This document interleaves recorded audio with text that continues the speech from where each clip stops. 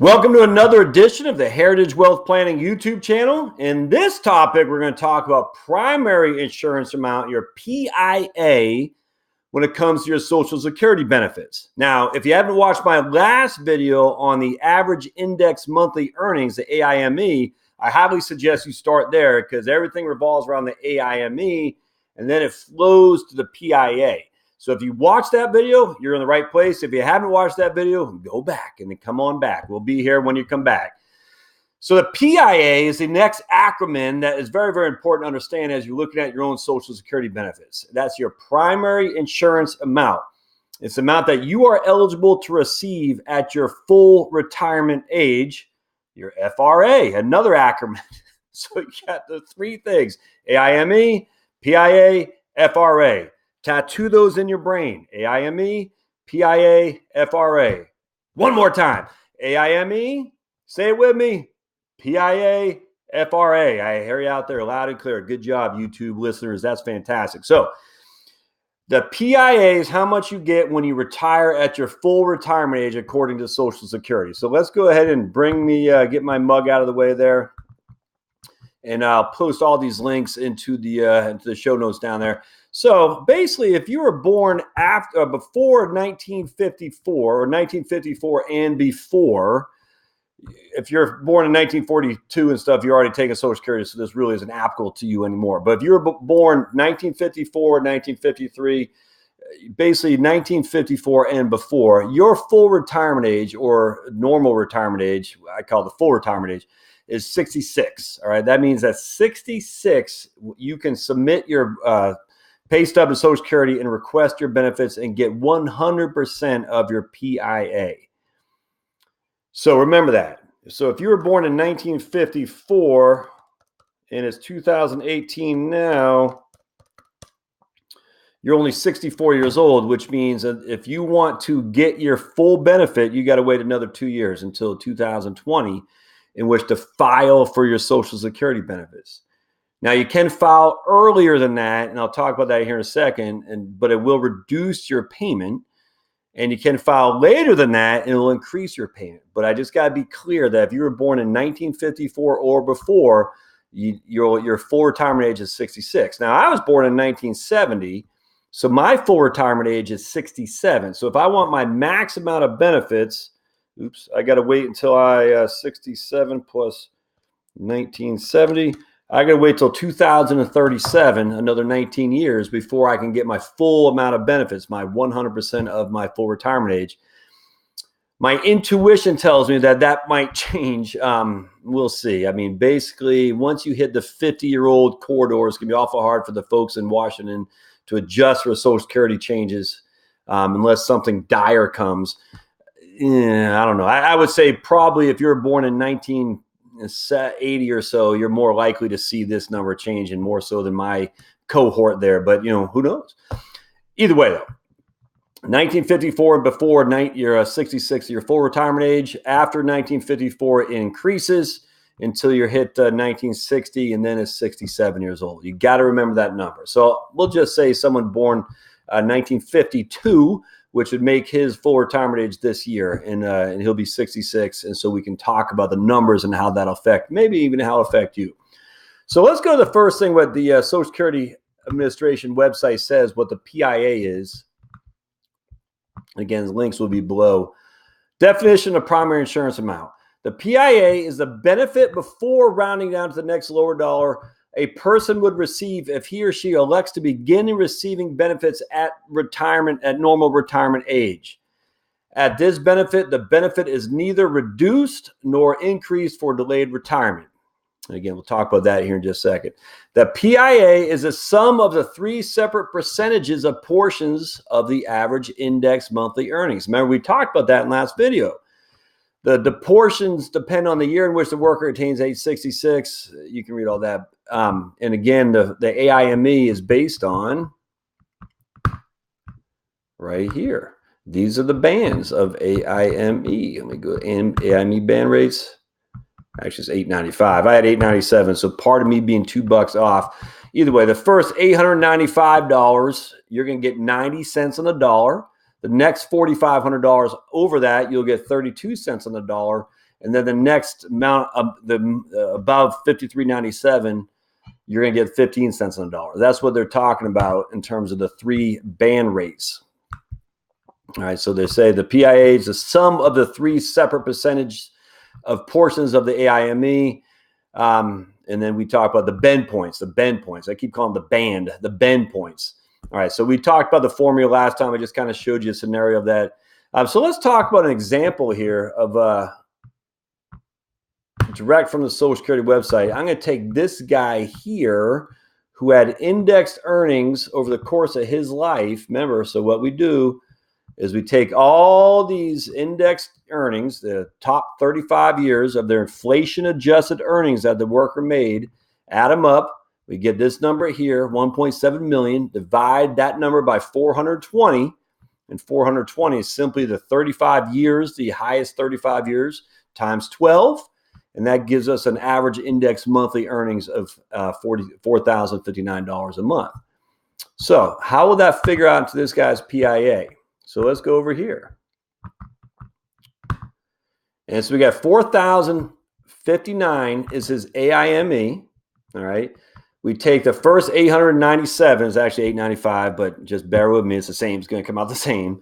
Times that by 0.9, and he's going to get $800, $807 per the first 897 back. So he's going to get $807 towards his PIA on his first $897 he made as working.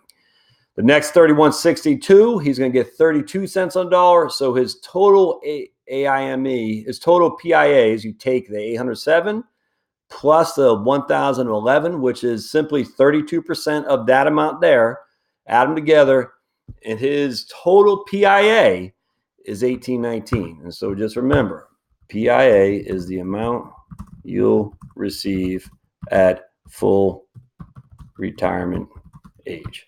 Okay, so PIA is the amount he's going to get at full retirement age, $1,819. So we know his full retirement age is 66. So let's just go ahead and plug that in there. And we'll just say equals that right there. All right, so we know he's going to have 1819.14 at his full retirement age of 66. But what if he wanted to take it earlier? Well, let's take a look at what Social Security says. It's pretty interesting, actually. Claiming Social Security retirement benefits. Let's see if I can't make this bigger. I don't know how to do it off the cuff here. I'm not sure. That's too bad. All right, so I'll figure that out next time. But anyway, claiming Social Security retirement benefits before the full retirement age results in permanently lower benefits. Therefore, delaying claiming is often considered the best decision economically. All right. So what they're going to say here in the Social Security, lots of different things here, is that here's a guy at full retirement age of 66. If he claims at 62, he's going to have a 25% reduction in his benefit. If he claims at 65, it'll be that times, so you can go over. So basically, you just take these numbers here and times them up, and that's the amount he loses from claiming early. So if you claim at 62, you will lose a quarter of your primary insurance amount, which means you'll lose a quarter of your benefit. Now, the interesting thing, I saw this, let me move myself. Among Social Security retired worker beneficiaries, basically all of us, nearly half claim their benefits as early as possible. And almost all of them claim at some point before reaching full retirement age. I thought that was interesting. But because Americans are living longer but retiring early, often with a lack of personal retirement savings, the timing of the benefit claiming can be crucial to financial well-being. I could not agree with that more. Let me just reiterate that. Among beneficiaries, nearly half claim their benefits as early as possible, and almost all of them claim at some point before their full retirement age. Because Americans are living longer but retiring early, and often with a lack of personal retirement savings, the timing of benefit claiming can be crucial to financial well-being in retirement. Because claiming benefits before FRA results in a permanently reduced benefits Many researchers argue that delaying claiming is often the best decision economically. I agree in the general statement that you want to wait till later to get more money from your Social Security, but generally speaking is not specific to you.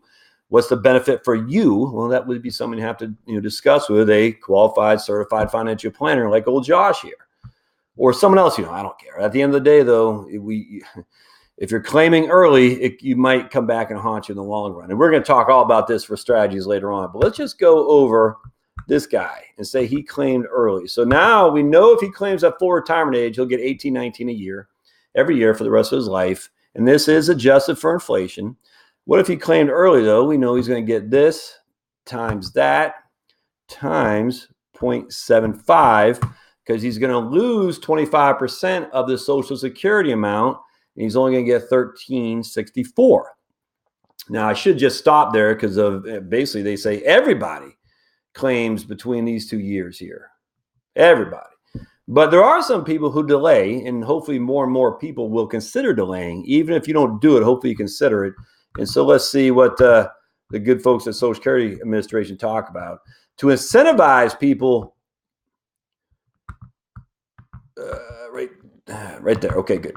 If an individual waits until after reaching his or her FRA, the monthly benefit increases with delayed retirement credits can be as much as 8% a year. 8% a year. So if the same person described in our example waited 4 years, my friends, 4 years, their benefit would be increased by 32%. 32%. So let's go back to our trusty table here and get that. That times 1.32. And so this, if this guy waits till he's 70, he's going to get $2,400 a month for the rest of his life, adjusted for inflation. That's the difference on the primary insurance amount. Your full retirement age, early retiring, or filing. You don't have to retire, just early filing and late filing. We're talking a pretty significant difference there. So the difference between these two guys, you take 2401 minus 1364, divide by 1364. We're talking a 70% increase, 76% increase from earliest filing opportunity. So if this guy waits from this time, which most people take the benefit from, until not just full retirement age, but the max he can get for his delayed earnings credits, or delayed retirement credits is what they just talked about, Social Security, synonymous. He'll get a 76% increase in his income guaranteed by the feds and Social Security Administration, adjusted for inflation for the rest of his life. That's the incentive that these folks talk about in this article, incentivizing delayed retirement credit. That's pretty good. Now, the question, of course, everyone asks is, well, that's great, Josh, but how do I make up this money from 62 years old to 70 if I am retired and no longer working? And that's for other conversations we'll talk about here on YouTube. But that is the primary insurance amount. How it works in a nutshell is derived off your AIME, adjusted average index monthly earnings. They have the 3 Ben rates, which gives you your amount of your PIA. You put your PIA for your full retirement age for someone who retired, is born 1954 and before. Their full retirement age is 66. If you take it earlier than 66, you'll lose some money for the rest of your life. If you take it after 66, up until the age of 70, you'll gain some money for the rest of your life. If you take it at 66, you'll get your 100% full benefit. I hope this helps to discuss a PIA. So remember, AIME, PIA, and FRA. If you know those three things, I guarantee you're ahead of probably 75 to 80% of financial advisors out there, guaranteed. If you know those 3 things, you're in a pretty good place. So tattoo them on your forehead if you need to, because you've got to understand how that affects your benefit, because no one cares about your money as much as you do, folks. It's just all there is to it. So on my blog, I have lots of articles on this stuff, and certainly on YouTube, we're going to do lots of videos on Social Security planning as well. As I talked about a couple of videos ago, some people more inclined for visual learning, some people more inclined to read. So I do both. I do blog posts on this and I do videos as well. In the blog posts, you can get a little bit more in depth if that's your learning style. So definitely go to the blog as well. But don't forget to subscribe. Thumbs up always help. Notes or comments below, please. And then don't forget to hit that notification bell so you get notified on more content that we do. Look forward to seeing you on the next episode of the Heritage Wealth Planning YouTube channel. Thanks.